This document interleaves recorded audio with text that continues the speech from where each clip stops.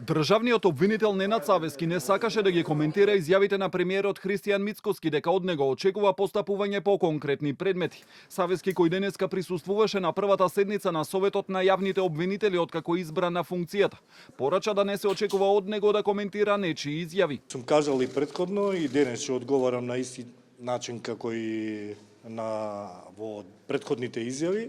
Никогаш немој да очекувате од мене да коментирам ничии изјави.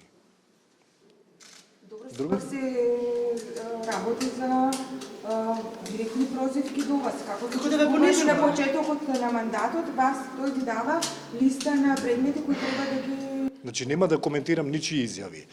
Работата на јавното обвинителство, вклучително на секој јавен обвинител, а и државниот јавен обвинител, надлежностите и обврските кои што ги исполнуваат јавните обвинители, произлегуваат од законските регулативи и тука би била мојата изјава во поглед.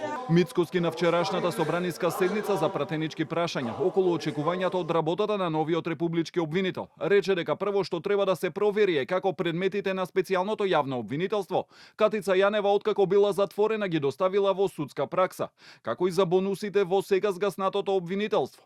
Потоа како на група луѓе се судело за тероризам, односно случајот 27 април, но и да се провери дали предмети кои се резултат на внатрешни ревизии стојат во фиоки кај обвинителите. Прашан што ќе направи во однос на гласините за заташкани предмети, Савески вели дека на функцијата е само неколку дена. Како ме прашувате, така ќе ви одговорам. Очекувате да ги отварам фиоките на јавните обвинители? Не очекувам, меѓутоа сите Кои беа првите разговори? Предмети во фиоките. Значи моето